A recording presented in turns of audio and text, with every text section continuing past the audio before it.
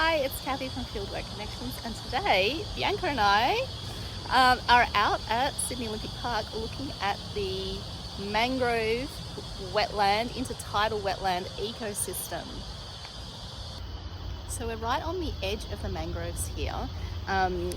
Where I am here is just above the high tide limit because we've got casuarinas growing here, and we know that the extent of the high tide is going to be where those mangrove trees are ending. So I'm going to just walk down in here because I want to get a sample of the water to test, and also a sample of the mangrove sediment.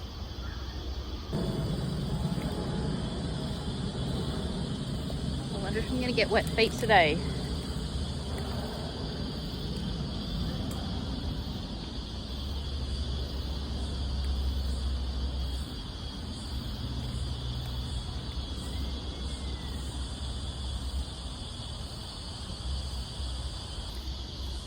So the tide is definitely high right now, but we were just discussing how much of this could be rainwater, because it has been raining a lot in Sydney right now, so maybe that's why the water level is so high.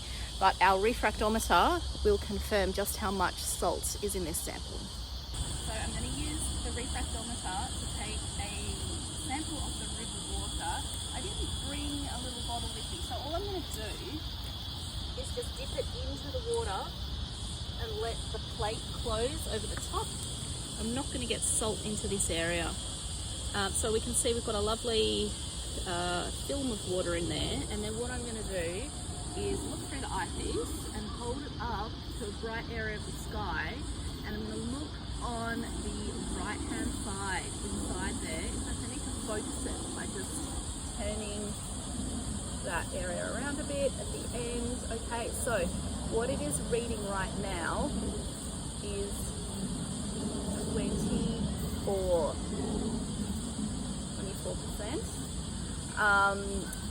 And that is telling me that the salinity in this area is low compared to seawater, because seawater is between 35 and 40. So I'm going to measure the pH of this water using the pH probe. You can see it's already giving a reading, but don't take that reading because it's not in the water right now. So I'm just allowing it to stabilize. You can see the pH is reading 7.4, and that's indicating to me that there is fresh water in this system. I'm confirming that because ocean water has a pH between 8.2 and 8.4. It's slightly more alkaline. So we can do both of those tests, looking at our refractometer to look at salinity levels and also the pH to confirm that we have quite a bit of fresh water entering this system.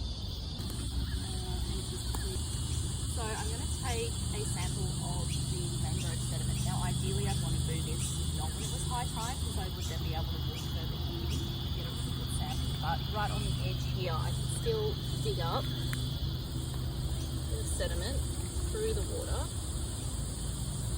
And what I'm seeing here, it's not that the kind of sediment that you will often find further in, because right here what I'm feeling is clay. You can see that I'm being able to mould quite a tight ball. It's a little bit slippery.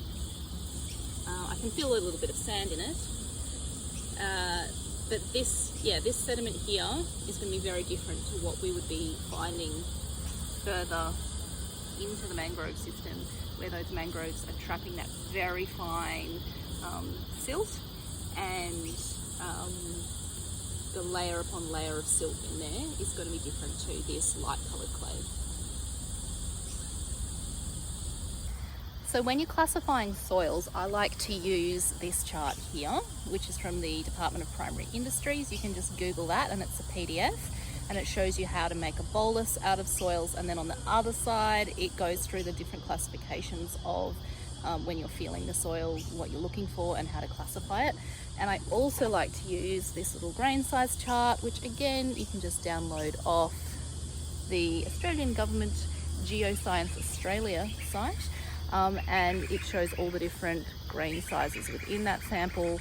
If we're looking at clay, it's going to be very fine grained, And if you can identify those grains with something like a hand lens, we bring that all the way up to our eye and the sample as well, we can have a look at the angularity of those grains within the sample. We found the boardwalk. And yes, it is very high tide. Are there any little fish down there? We can see the immature mangroves growing up in there. And the pneumatophores. And yeah, it's very high tide because all the pneumatophores are underwater.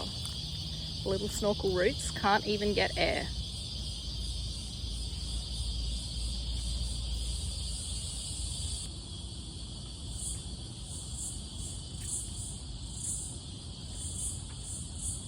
Hello, ducks.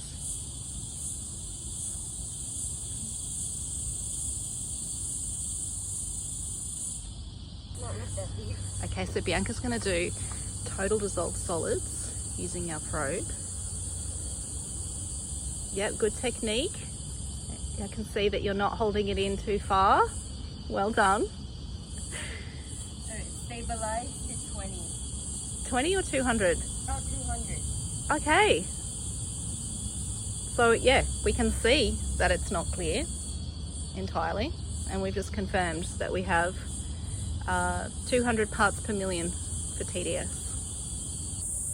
We're just looking at all the samphire plant which is through here, which is typically a salt marsh plant, and that's indicating to me that the tide, as we've been saying all day, is very high, because quite often in a salt marsh the samphire doesn't become inundated by that salty seawater unless it's a king tide. Lots of little fish swimming around in there.